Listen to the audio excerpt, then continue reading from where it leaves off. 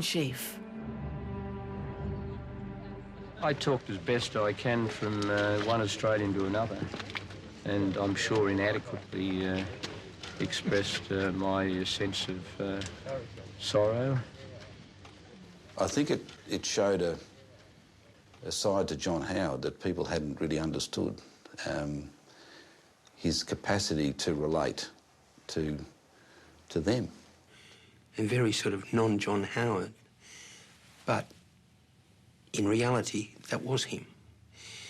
And immediately he said, we've got to do something about guns. I can remember discussing this issue with some of my staff, and one or two of them said to me, "You're not really thinking of banning all semi-automatics, are you?" And I said, yes. I said, we might as well go for broke on this. The cabinet was quite divided on it. And mostly it was divided along city-rural lines. And, you know, sitting around the cabinet table were people who actually owned a lot of guns. The Prime Minister rang me early one morning, just a few days after Port Arthur, and said, well, now, we're going to have to do something, as you know, about gun laws. Said, your job is to explain to me and convince me as to what sort of firearms farmers need and legitimately must have access to. What sort of gun do you use? And I hesitated for a moment because I thought, I don't quite know how to tell the Prime Minister that I have what he would regard as an arsenal. We realised that Howard wasn't going to change his mind. I mean, you could give your arguments against the gun control and you knew he would listen to you politely and he would be patient with you, but you knew you were talking to a brick wall. He was not going to change his mind. And I have to say I was annoyed on occasions that he didn't seem prepared to make even little compromises for those whom I felt had put up a reasonable argument. I mean, if I'd backed off, I'd have looked hopeless and weak, and people would have thought, well, you know, he's not fair dinkum. How many more people need to be murdered by a madman to convince the government to do something? Those sorts of things, if you don't deal with them decisively, they weaken people's faith in the institution of governments. You can send a message all the way down to Canberra to that sawn-off little dickhead, Jackboot Johnny. I'm not worried about anything. Persuading the Bush to embrace gun reform was a test of John Howard's political skill as he went head-to-head with rural Australia. The only currency that you can purchase freedom back with is blood. There was white-hot anger from those opposed, and they expressed it by white feathers in envelopes, threatening letters, emails, and some very colourful meetings. Shooters arrived early at Melbourne's Domain to register their protest against proposed national gun laws. We are not guilty of what happened in Tasmania. They marched up Sydney's Macquarie Street and on to the New South Wales Parliament. Organisers claim 100,000 people turned out. I have not changed my views. I will not be changing my views. This was an occasion where a Prime Minister confronted his core constituency, the people who brought John Howard to power. The Prime Minister wasn't about to back off, but in Sale, Victoria, he received a warning. A warning that made clear the kind of emotions he'd unleashed.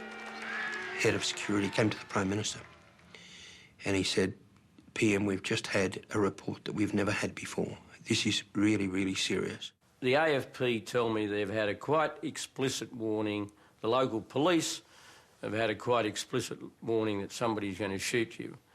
And they were saying, you know, we get lots of reports, but this one is more dangerous than anything we've ever had. And will you please wear this flak jacket? And you've got to wear it or not go to the meeting. And I said, well, this is ridiculous.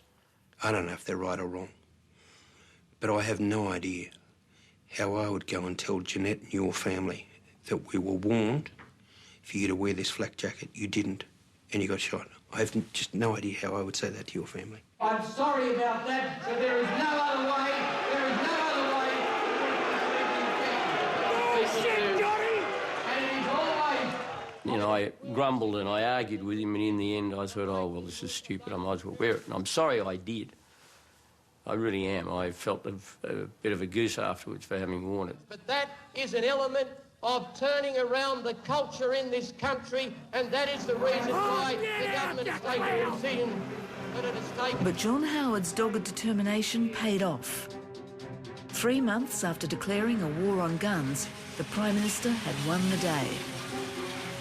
I had a different impression of John Howard when that was over than perhaps I had prior to that event. I thought this man has proportions I didn't really understand. The Prime Minister's resolve to deliver uniform gun laws inflamed his rural supporters. The gun debate had made things tinder dry. The political collateral an incoming government ought to enjoy for 12 months had suddenly evaporated. Well, I have a message for the Liberal and Labor. There is a new girl on the block. The disaffected found a new voice, one that spoke directly to them. And she intends to give them hell.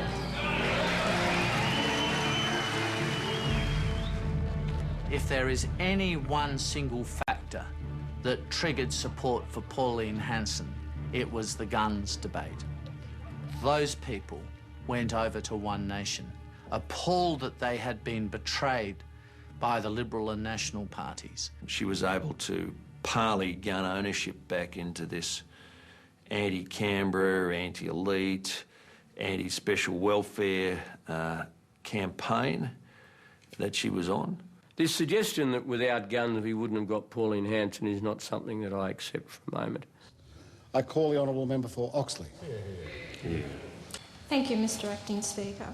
In making my first speech... When Pauline Hanson first spoke in the House of Representatives, guns were not her target.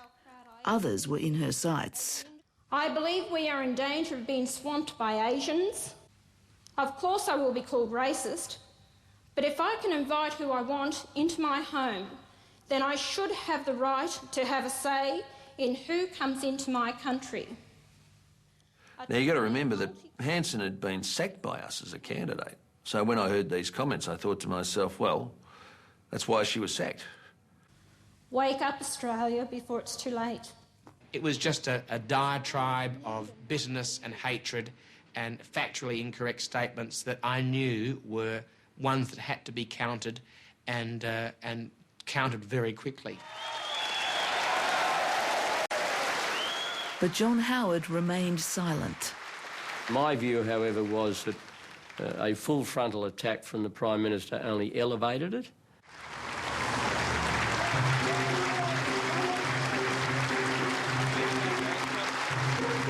"12 days after Pauline Hanson gave her maiden speech, the Prime Minister made a speech of his own to the Queensland Liberal Party. One of the great changes that has come over Australia in the last 6 months is that people do feel able to speak a little more freely and a little more openly about what they feel. In a sense, the pall of censorship on certain issues has been lifted. Those already suspicious of John Howard's views on race believed he'd given Pauline Hanson the prime ministerial stamp of approval.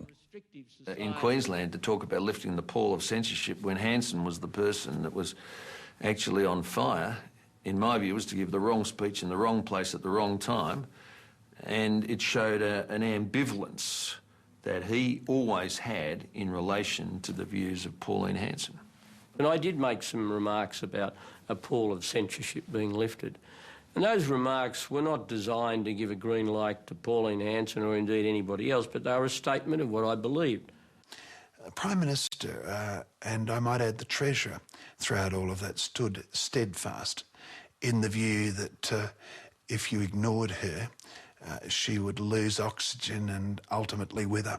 Sure, ignore her if that's going to put out the flame, but after the flame's burned brightly, you've got to actually take the issue on.